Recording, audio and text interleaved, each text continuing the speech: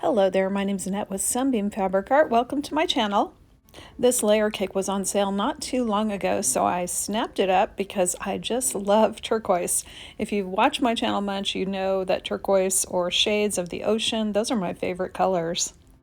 I wanted to make another charity quilt out of this, and I thought about what would be a quick and easy pattern, and I think you're going to like this. We only have to make 3 cuts.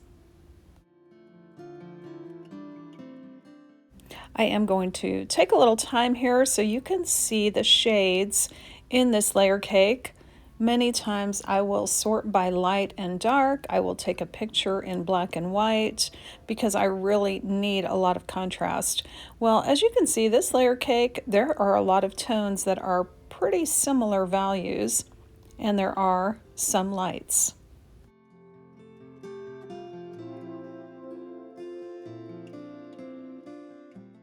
I'm going to speed up the sorting a little bit.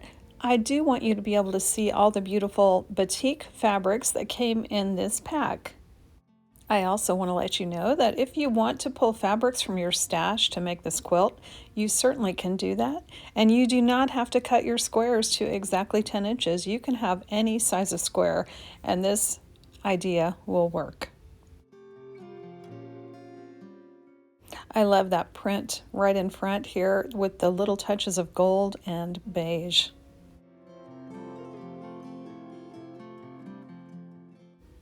I am not worried about sorting these out. What I am worried about is grabbing different. So I'm grabbing 4 or so at a time that seem different. And this is just a way for me to shuffle them. I want to just make sure those lights get shuffled up in the rest of the mix.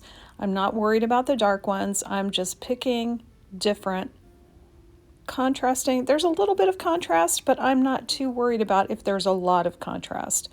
I just want to make sure the lights get shuffled in.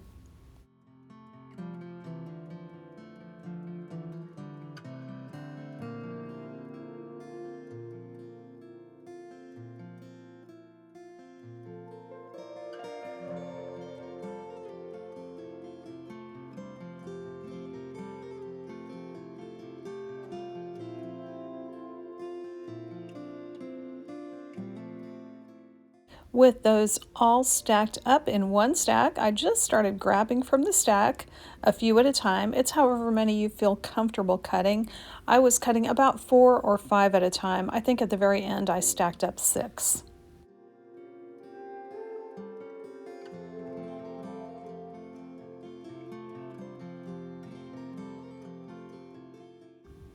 I have a ruler that is 6 inches across.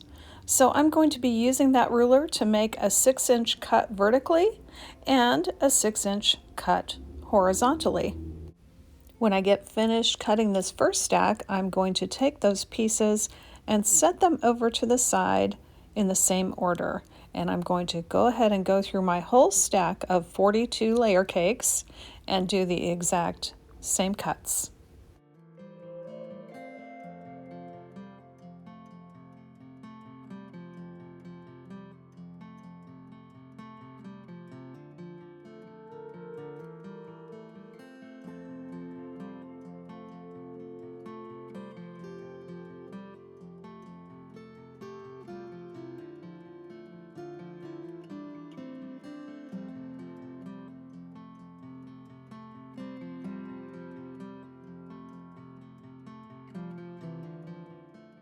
I think I got them shuffled up pretty well.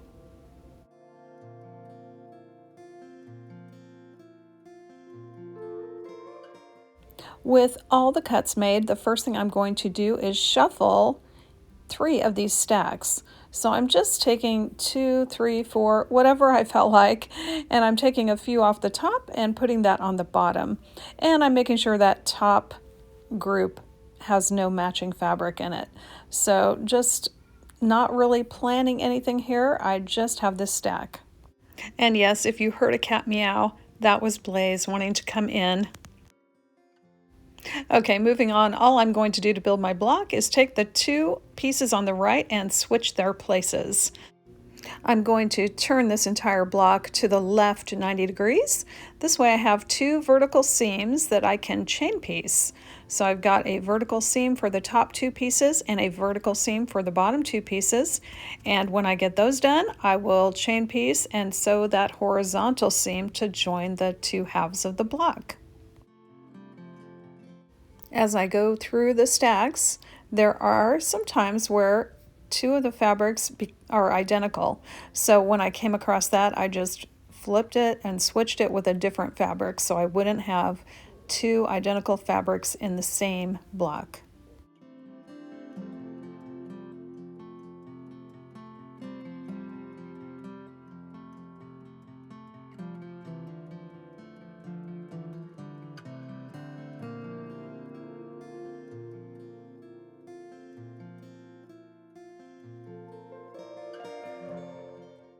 When I got towards the end of that first pair of stacks, I did go through and kind of make sure nothing was going to be matchy-matchy. I didn't want to get to the very last pieces and find out I had no alternative.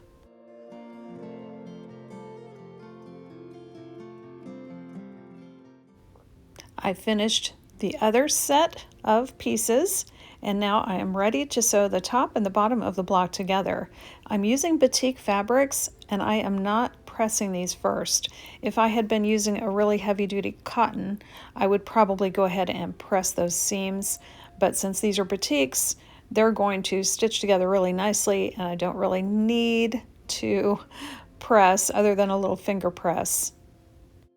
And you'll also notice because of the way we switched two of the pieces of the block, there is no matching within the block.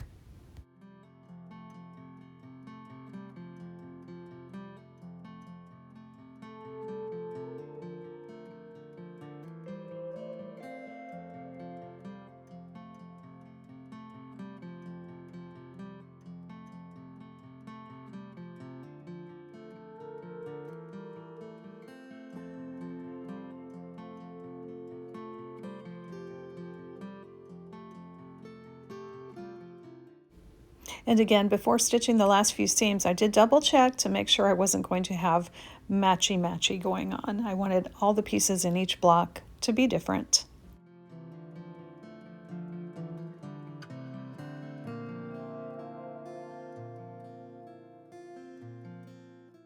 I'm definitely going to trim my blocks because, as we know, all layer cakes are not created equal. So I'm going to trim them, but before I do, I am going to press them nice and flat so I get an accurate trim.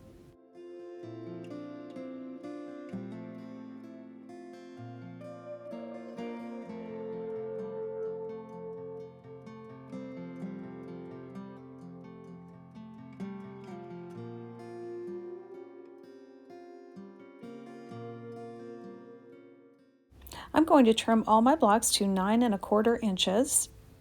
I'm putting my ruler on top of the block and I'm making sure 9 1/4 is within the block on the left and the bottom.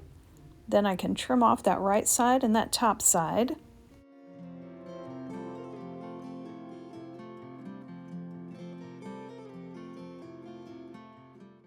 Next, I'll flip the block around the opposite way. I'll get my ruler lined up at 9 1/4 exactly on the left and the bottom and trim the opposite two sides.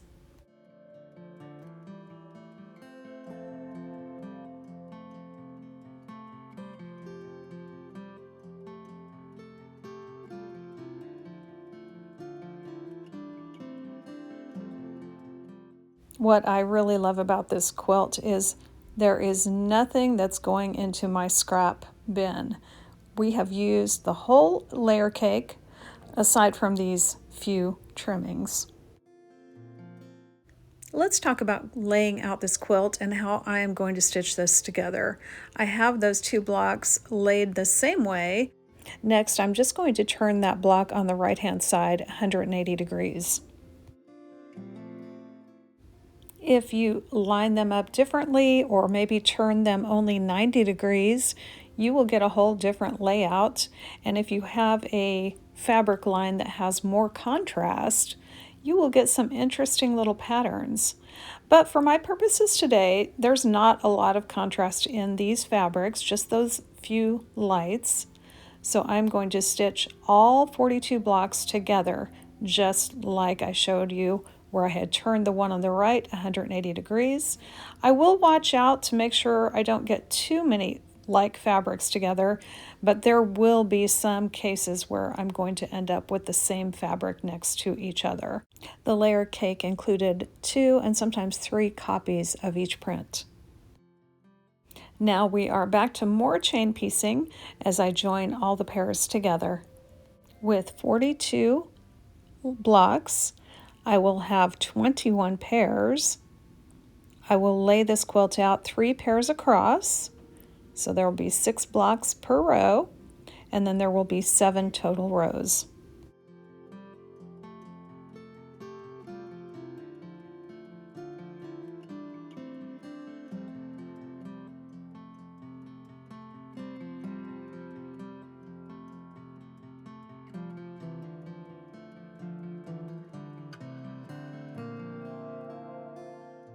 I'm going to immediately go right into putting these rows together. So I'm putting 2 pairs together first, and then I slowed this down so you can see that when I get the first 2 pairs put together, I'm just flipping around the tail end of that second pair, and then I can attach the third pair without breaking thread.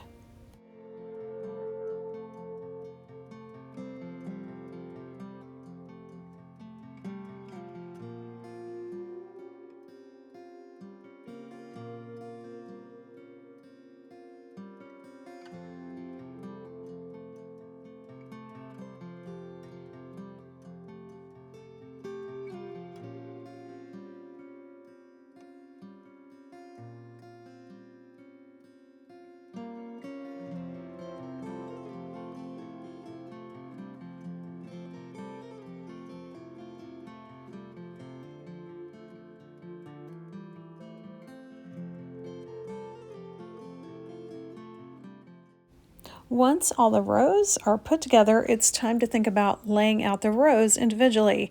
Now, do you want to flip the rows around backwards from each other? In my case, I decided there was enough variation that I was just going to stitch 2 rows together the same way. I'm not going to flip any of the rows upside down or backwards.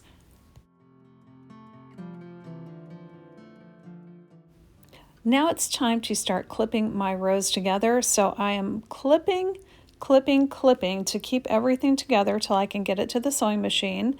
I'm going to start with 2 rows, and I'm just going to flip 1 row over on top of the other row. I'll be placing clips for sure on the seam between 2 blocks. I'll nest those seams, making sure one seam is going one way and one seam is going the opposite way. And I will fill in any extra clips along the way.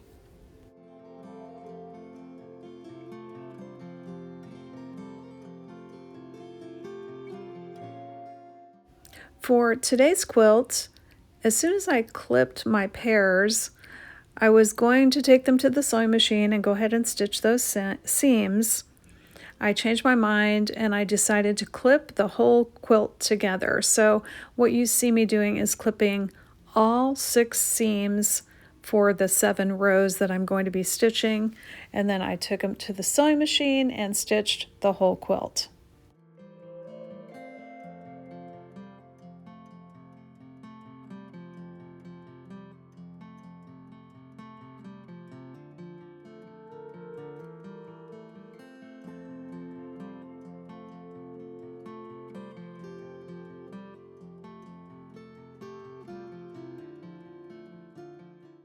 This can get a little fiddly, especially with clips. They can get caught on your sewing table or yourself or anything else you've got around. And if you use pins, that's an even bigger problem because you will get poked for sure. I have used pins in the past, and that is problematic for me. I always end up injured. But the clips were okay. Everything worked out all right, and I did get it all stitched up without too many problems.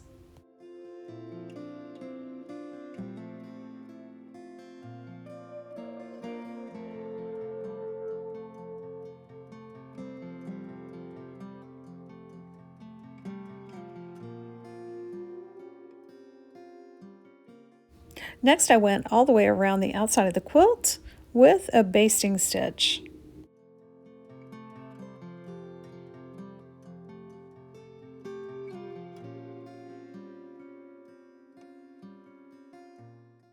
Last, I pressed all the seams between the blocks nice and flat.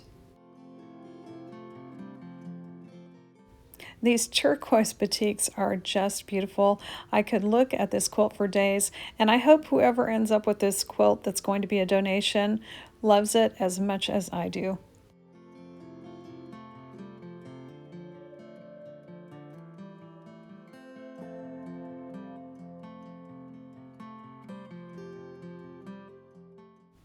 Here's our look at that finished quilt top. It's just so pretty. I could look at it all day long. Did I already say that? I think I did. I wanted to give you a closer look though, because you can see how shuffling those lights in the mix spreads that light around. There really aren't many dark darks. There's a lot of the same tone except for those few lights that were in the pack, and by shuffling those you get a nice balanced look to your quilt. Thanks so much for joining me today. I hope to see you back again real soon. If you are a fan of my cat, stay tuned for a relaxing moment.